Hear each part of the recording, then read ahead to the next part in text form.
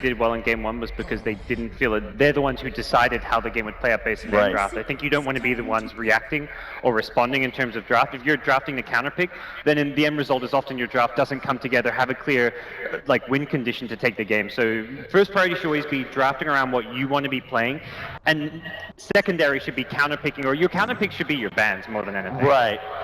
All right. Well, we are going to see this time. I mean, basically, Flip Secret going ahead and taking that Doom on the Radiant side. The bans coming in. This time we do see the Invoker being banned out. Not going to be let through in this draft phase. So that'll let Bounty through? They don't play Bounty that often, though. Ooh, that could be really abusable for Secret then. If they don't pick it, then Secret gets potentially two top 2 heroes. They fulfill much of the same role, I suppose. Yeah, that's true. It's kind of hard to do both, definitely. Yeah. But you could do offlane Doom. All right, well, statistically speaking, EHOME preps in a little bit of danger in how they have to adapt from the first phase right away in game 2. Yeah, looking at EHOME's prior draft style, they ban Bounty Hunter in about 90% of their games, but they haven't picked it up. Well, surely a lot of teams going into this tournament had some anti-bounty strats. Like, if you got a top hero like that, you figure out a way to beat them, and then you let it squeeze through sometime, maybe. Right. Their anti-bounty strat is to pick Bounty Hunter this time. Okay. And it's a pretty good one. Yeah, I mean, left it open, take it for themselves. The Death Prophet does return for EHOME. I like this synergy. Bounty track on heroes makes Death Prophet run even faster, so if the stuns are a bit weak, coming out of Secret can be very survivable for her. I think this time they have much better kill potential, too, in the mid lane, even starting at level 1 with a Spirit Siphon and just a Windwalk with the Orb of Venom. Like, I think last game, Doom can run around with an Infernal Blade, but it was Secret that made the first move. I think a lot of it just dictates about which support actually pressures the lane first. I do kind of like Doom as a DP counter as well. It's not just about preventing her exorcism from coming out, but his Infernal Blade does percentage-based damage, and she usually buys a lot of HP items, so can be really nice scaling into the late game as well. Counter? Buy no HP. Excellent. Be as squishy as possible as Death Prophet. That's the... just all evasion and mana, I guess. Get Hood. Resistance. Yeah. Just go That's pure damage, isn't it? The Infernal Blade? Infernal Blade's magic. Yeah, is it? Infernal Blade is magic. Triple Cloak. the hardest counter there is. Lion picked up by Secret again. No surprise there.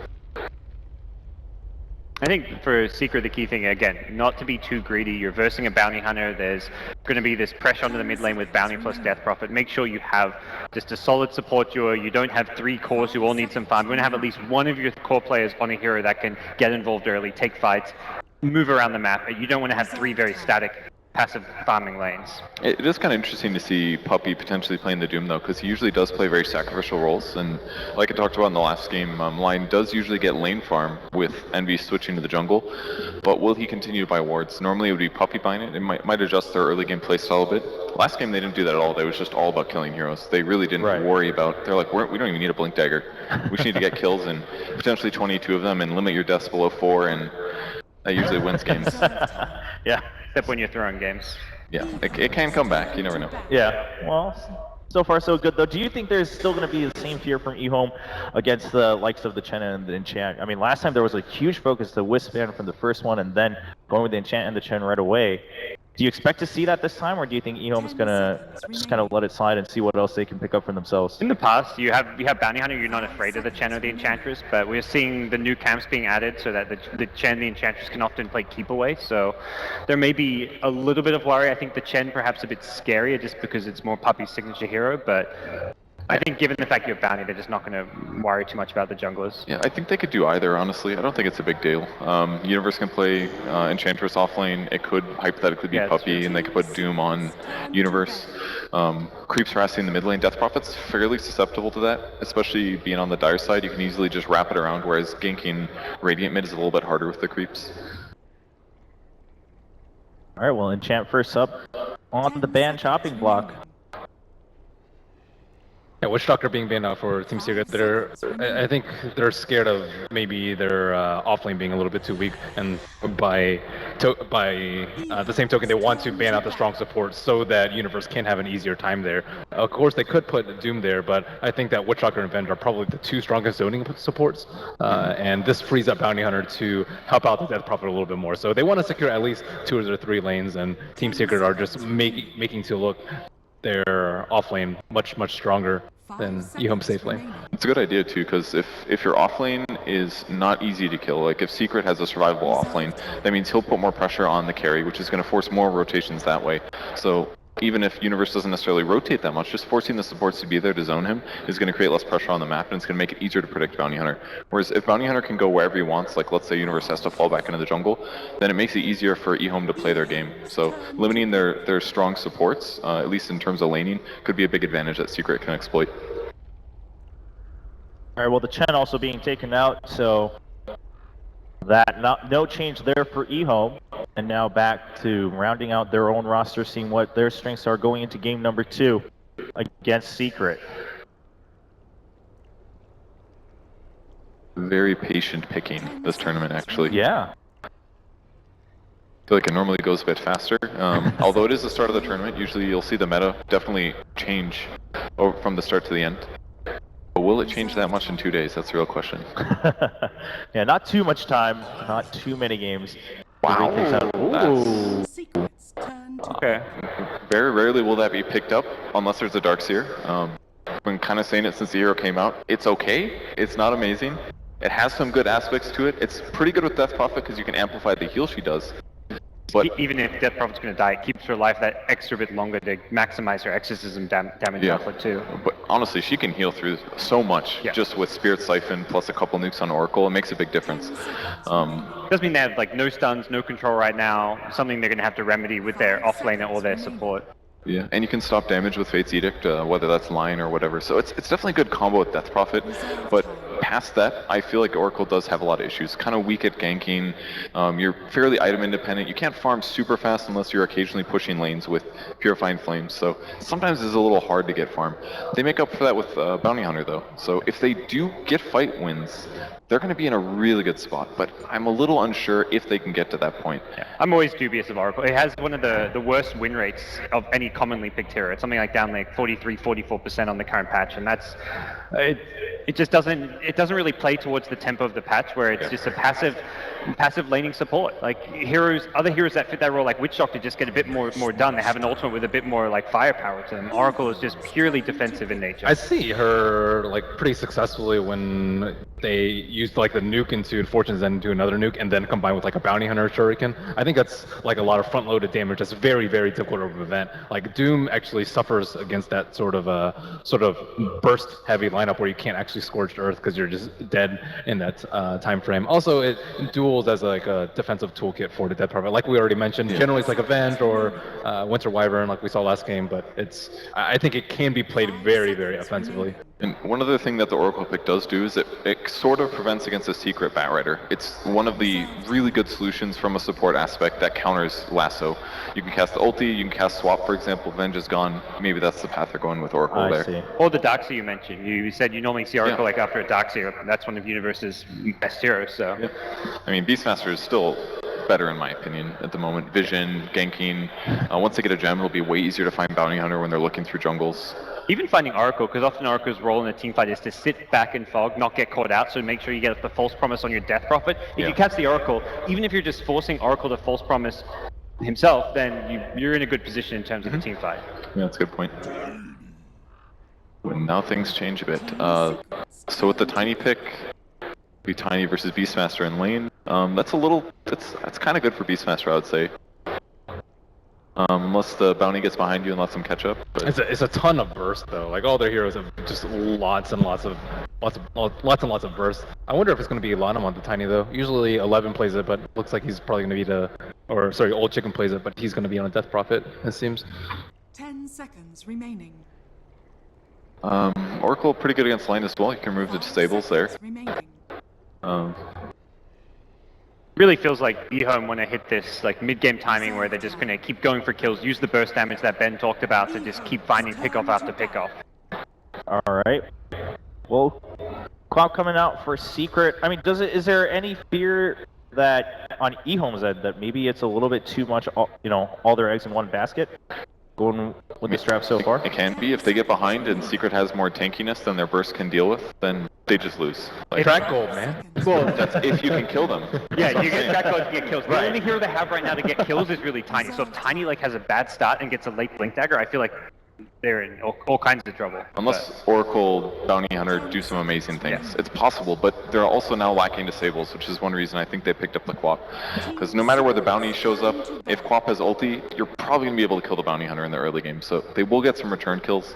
Not to mention she can jump on the Oracle in the back line, force him to do stuff to Quap either nuking or trying to save himself, and it's going to give them some much needed mobility. They actually got really good mobility on Secret at the moment, way more than what EHOME has. They also have very self-sufficient heroes. This way Doom can, kind of just stay in the jungle without worrying too much about the lanes. Like, having a silence on a Death Prophet is not going to come until way later, so Queen of Pain should be, scot-free for first 3 or 4 levels. Beastmaster, one of the strongest off-laners in the game right now, can easily go to the jungle, so this Doom doesn't really have to worry about protecting his lanes. Wow. That's Lanham used to play this hero a lot back in the DK days. I mean, as a support. he even picked it a couple times in the previous version of EHOME. At the major, they picked a lot of Abaddon and Tree and stuff like that. So they would even run it in that EHOME team sometimes as an offlaner, which is what we're going to be seeing here. This pick, I like a lot. Remove disables. But it overlaps with the Oracle a bit. Is that a bad thing? I mean, it's just more insurance, right? Yeah. You can pump out Death Coils on like a 6-second cooldown. That's a 500 HP heal on your core every 6 seconds.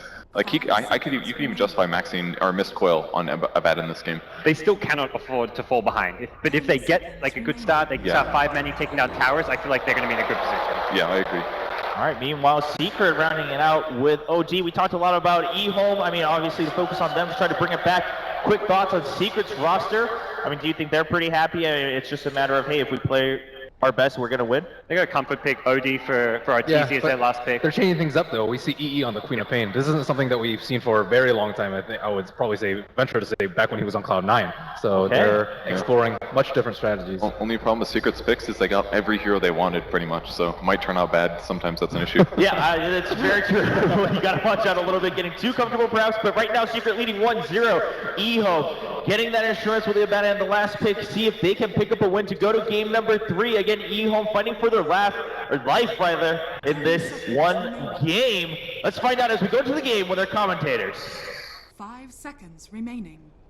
Time and time again, we've seen teams when their backs are against the wall, they'll throw us a curveball, and sure enough, Lanham Abaddon coming out from EHOME is definitely something to switch it up. Jacob, how you feeling about this? I'm excited to see how they're going to lane this as well. That's it's not just the tiny Abaddon pick, but that ties into how they're going to lane it. I sort of think that you just said things kind of standard. You can even go for safe lane Tiny and just offlane the Abaddon and have the Bounty Hunter roam around.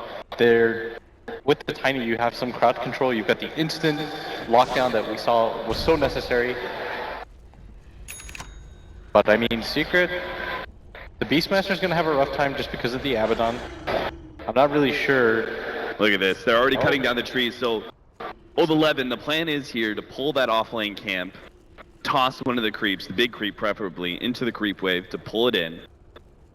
To be a nice abuse of this offlane camp that we haven't seen too many players take advantage of. Yeah, so what you're saying is it's an offlane Tiny. He has the boots first, and he's going to go down and just remove the creep wave in its entirety.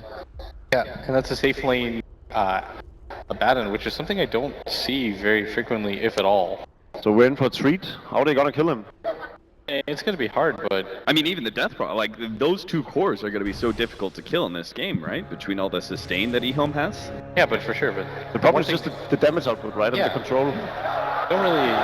EHOME just start running at Secret here in the very first fight over the Battle Room. Nice double impale from Pylon. I already said things out right. They did get the Battle Room. They might even get the first one as well. Arch 4. He doesn't have a prayer getting out of that one alive with a Spirit Siphon slowing him down. Secret took the fight and they lost. EHOME already in a good position in this game number 2. And they actually got both boundary rooms as well. I think I saw from Nahaz or something like that, it was 60% if you got both the bounty roots because of how strong it is, right? You're able to just set up 2 lanes at once. As a result, your mid laner is going to be in a significantly worse position. Old 11, not a bat rider, but he'll still cut behind the tier 1 tower and pick up the creep wave, knowing that the secret supports wouldn't be there to stop him. They're gonna go for this dual lane too. The top. So this is probably the right idea, right? In order to deal with the idea of the Tiny being able to pull via tosses, they actually run sort of an aggro lane and put some pressure on the Abaddon relatively early. Yeah, I think this is actually a pretty decent idea, just because it also forces the bounty hunter up here, and your Beastmaster should do fine at bottom, especially since it's Universe. Kind of like the king of one-on-ones in the off lane. As he already has a Quelling Blade, the Tiny does have a decent amount of base damage, but the downside is that this Tiny expected to play against 3 heroes, so he doesn't really have that stat heavy of a build, not even having a salve, whereas the Beastmaster are fully prepped for this one-on-one matchup. Yeah, the Stout Shield coming in, making that difference as well, in armor as well, so every hit they trade will always go in Universe's favor. There is, of course, the Bounty Hunter. Why Ice needs to help out Old 11 here. They are going to throw out that Avalanche, finally, and get a couple more right clicks in, but just doesn't seem like they're going to be able to do this. They still have the toss, but that would be a dangerous play, trying to toss the Bounty Hunter into that tier 1 tower range. So Universe does get back, pops a healing salve. Still be good for this lane. Not a lot of opportunities so far for either team. It's just the Bounty Hunter trying to be as annoying and pesky as possible, as the Queen of Pain not even going to go for the level of the Shadow Strike, opting not to trade any sort of hits with the Death Prophet, as the Spirit Siphon is so good. CS game is looking a bit better for Secret, with the Queen of Pain getting so much farm in the top lane. Will now find her Generation Rune. Starts heading toward mid. Tiny without IO, 39% win rate, not even very good. Especially offlane Tiny, something that we don't see very frequently. He is picking up a good amount of levels though, Old 11. Then again, what is the win rate percentage when an Abaddon is carry? That's what I want to know. Yeah, that's even more of a rare sight. This is the first time I'm casting it anyways. Have to harken back to the times where Loda was playing it. Yeah, it's been like that. Quite a long time. It's been a while. I'm especially interested in seeing how it combos into the mid game with the Oracle. Are we gonna see this kind of new imbalance where you just can't kill anything? I mean, I think that's the game plan, right? Is EHOME want to be able to pump up the cores, make it really difficult for anybody to die, and just run it secret repeatedly. Use the Abaddon to make sure that the Doom doesn't really do a lot. The Abaddon can't really die to the Doom either, just because you always have to borrow time, right? So you're in an okay position, and if anybody else gets doomed, you can just Aphotic Shield repeatedly. And you've got the Arc Warden, but we have seen, or the Oracle, and we have seen though, when you put too much into just keeping those 2 cores alive and not picking that many disables, that's kind of the trap that Secret themselves fell into yesterday. Which kind of leads us into perhaps Old 11 must have a good laning phase for him to be much more of a factor, for him to be able to output enough damage to make up for the heavy sustain that EHOME invested in. Yeah, because of the support from the Bounty Hunter, he's fine so far, and he gets to control the rune as well. He's gonna go for Universe here. He's gonna be able to easily land this Avalanche. Just goes for the toss straight upwards. Gonna try and run him down underneath this tier 1 tower. Does have the haste rune. It should be easily enough, and will end up going down underneath the tower, but it's still fine. Claiming the experience or kill on the Beastmaster is really all he was looking for there. Wrap around here behind Old Chicken.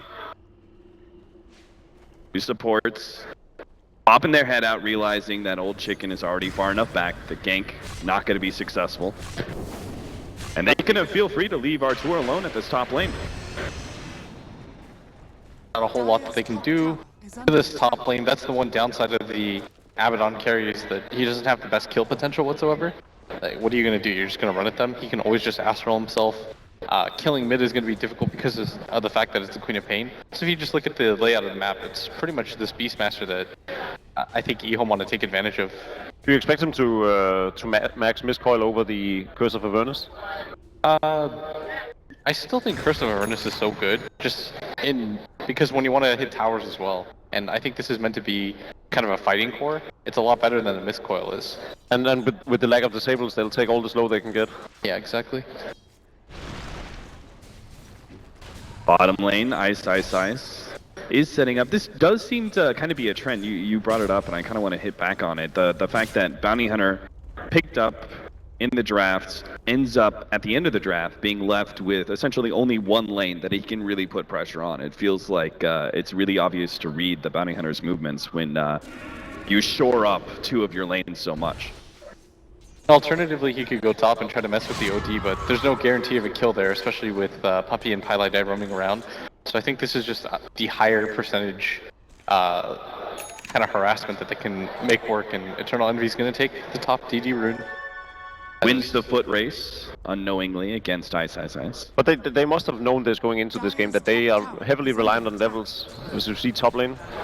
Fenrir is going to be run down by Puppey. He doesn't care. They know that EHOME are unlikely going to be able to TP and really punish this one, but they're in so deep, and it took for them a really long time to actually kill Fenrir. Now they get the Hex on to hold on him. They're actually going to be able to burst it down with the ultimate. He gets off the Embodied Shield, but it doesn't matter. One more right click, and he finishes them off. They're underneath, deep underneath this tower. Old 11 is here with an extra bit of revenge. They claim one core kill, and looks like should be able to run down Pylai as well. He's out of options. He's just buying more and more time as the game of Ring Around the Rosie commences. But it has to end eventually.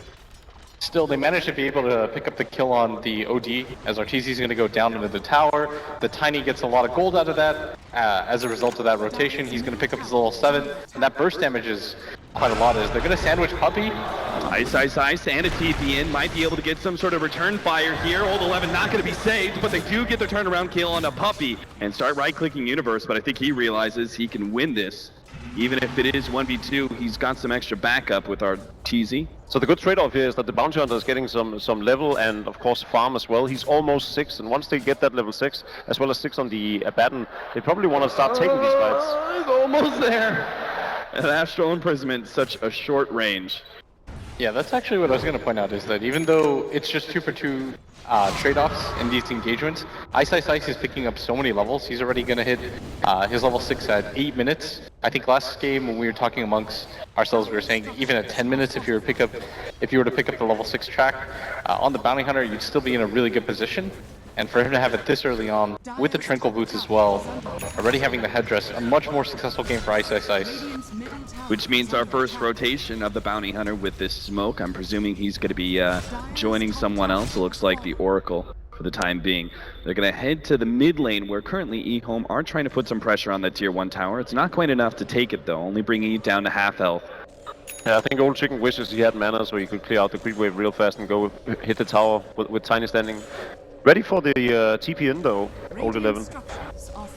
And they want to see if they can get this surprise jump on somebody, but at the same time, Puppey and the rest of Secret are beginning to close in on this mid lane, hoping to be able to punish EHOME for sitting so far forward. Old 11 is actually in a kind of a nasty spot. He does get spotted out here. Ice is going to be able to help him out, but it might be too late. The Primal Roar goes down, and Old 11 is definitely dead. Team Secrets, they don't stumble into that tiny positioning and end up being able to scout him out and punish him for being so far forward. Yeah, and Pylai desperately needs levels in this game. 0, 1, and 2 hasn't really been able to accomplish nearly as much as the support duo on the other side is. Ice, just throwing out tracks.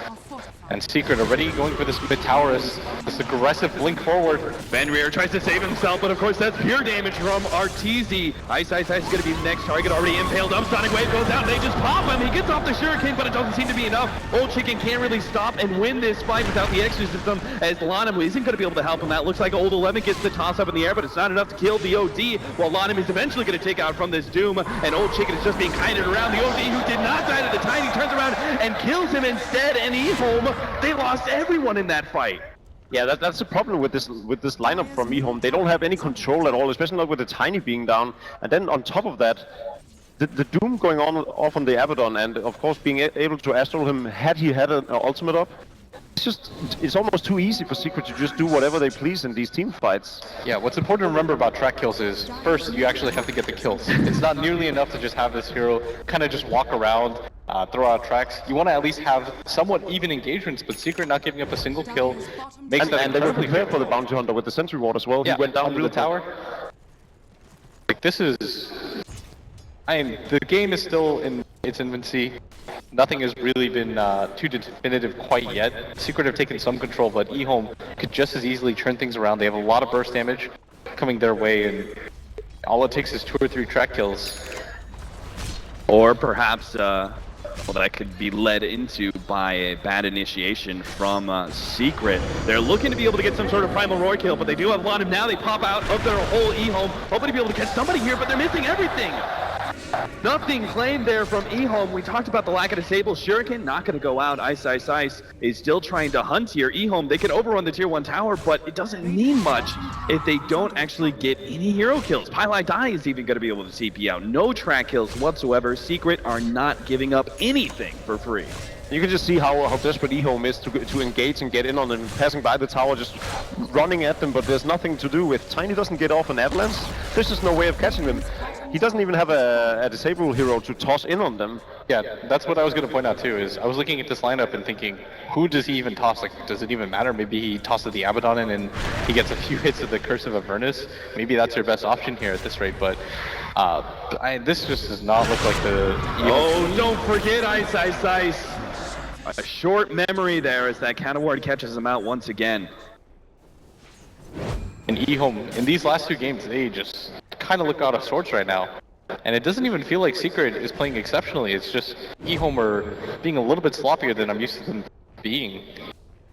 Eternal Envy. There's a nice little 1-inch blink there, just to be able to recover some mana from Arteezy's aura. Bottom, I think EHOME realized that they've lost way too much ground at this point. They can't really take a straight up fight, so not trying to defend that tier 2. Lanham's just going for the split push at bottom lane. Yeah, these two games have just shown so far that EHOME just... I question both their team play and their strategy. Their picks is completely off the wall, and that was something I loved about them in Frankfurt, that they just went with their own style, but it was also something where it had a lot of synergy and it made a lot of sense. They could put on this early game aggression and take it to the other teams. With these lineups, it's like they insist on picking the support that is a saving support. You know, it can go in and heal or keep them alive and so forth, but it has no real damage output. And this lineup is just all over the place. With another smoke and potentially another failed initiation from EHOME. Secret, they're just tracking it back here. Old 11 is going to go for the toss forward here on the bounty hunter. This impale.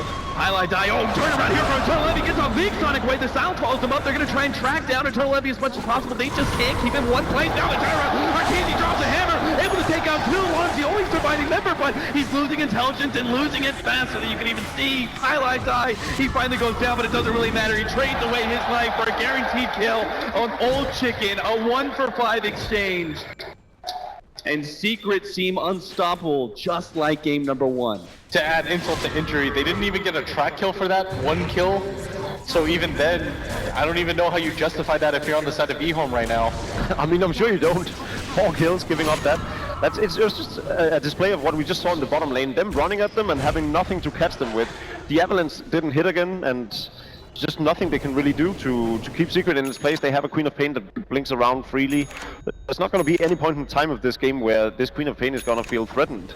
Yeah, she has so much HP from the drums too, and something pretty funny is that they took our advice. They tried to toss the Janata Bounty Hunter to maybe set things up, but what are you going to do against it? I mean, the posterity of that statement alone just describes what this strategy can and cannot do. Yeah, the situation does not look good for EHOME right now, as they just don't have that instant jump that they need to maybe start a decent fight for themselves. Secret staying relatively huddled up here around the mid lane. Pylai Dai always sitting behind Eternal Envy, being his guardian angel, waiting for a potential initiation from EHOME that he can respond to. But EHOME, all they're doing is just scouting out the Radiant jungle. Eternal Envy is going to come in with his haste rune. Silence doesn't mean much. You've got 522 movement speed, so Eternal Envy just keeps on running at them. Spirit Siphon easily cut off there. And Eternal Envy just feels like he's kind of toying with EHOME because he knows there's no hard disables to make him fearful. Went for a Hood of Defiance so that he could easily survive through Tiny, knowing that there's no other disable. Puppy's going to be target here. They will be able to slow him down. Puppy is going to be eaten alive here by the Exorcism. The track bounces over to Eternal Envy and Secret. So I guess that's the only pseudo disable they have except for Tiny. Fortune's End. Yeah, it's not the most reliable thing, and as the game progresses, it might not be what you exactly want to do, but still, a kill is a kill at a point like this, and aggressively jumps forward. Prismate with the exorcism still out. Old Chicken may be able to heal himself soon. Gets off the silence onto Eternal Envy. The roar comes out, going on to Fenrir. Immediately taken off with the Aquatic Shield. Now they have the Oracle save, but it might not be enough as a huge Sonic Wave hits. And it's only going to be Lonum and Death Prophet who are able to keep themselves relatively healthy. Lonum again just being kited around time and time again. Ice battling up against Eternal Envy, but he knows this is a fight he just can't win. Has to run himself away while the OD is able to get Death Prophet. And Arteezy is so very farmed at this point. He's got a Blink Dagger, the Drums of Endurance, very close to a Veil of Discord. I mean, when you look at the fights, Okay! Arteezy says you want to try and walk away from that one. Ice. that Take was the ultimate. 75 hit stolen. You're not gonna fight that hero. And the crazy part is that in some ways, whenever the OD sees the Abaddon, he's like, I'm very happy about this. Even with your ultimate pop, I don't care. I'll heal you to full as long as I steal like 40 int. Radiant's top tower is under attack. And we're seeing in many of these fights, the ultimate isn't even needed for Secret to just be able to run over EHOME. I need 200 off his Blink Dagger still. There is a mechanism up on Bounty now, however. I guess that adds some flavor to your team fights and makes you a little bit more tanky, but I still think their primary problem is they just can't burst anybody down. Secret almost always get all of their abilities off as a result of these fights. You have to make this fight 4v5 if you're EHOME, almost instantly. The only heroes that you can really do that to are the Lion or the Doom, but we saw how hard it was for them to lock down Puppey to begin with. A full-out pipe for Eternal Envy. He's gonna make sure he never gives up a track kill to EHOME. Not your typical Queen of Pain build. Yeah, I guess he just thinks that they don't really lack for damage, which they don't. And they've got the Veil of Discord now too, to go along with it. Okay, the setup for this fight might actually be good. Ice gonna be able to spot out some of these heroes. They jump forward, already get his time of roar. That's gonna be no Oracle ultimate to be able to save Old Chicken. And just being targeted down by the OD. This means he's gonna fall so quickly. The Emphatic Shield is just not enough against the Finger of Death. Lonum, yes, he's healing up, but he's doomed. He can't help his allies. So they leave him for last. He's the dessert as the rest of EHOME was consumed by Secret for dinner. 18 minutes in, and Secret seem on the verge of just being able to go high ground. I mean, 25-9 already. Secret. EHOME already had the same idea. They immediately smoke into each other, but you notice that this time around, Universe, right on top of things, he immediately ults the Oracle with absolutely no time. That team fight synergy from start to finish. Arteezy gets rid of Lon M in that fight too. Oh no! Wow, that's 85 hints. Good lord, why Arteezy? Yeah, you made an extremely good point on the case of Abaddon with borrowed time and how Arteezy just loves stealing all his intelligence. Secret just looks so on top of things.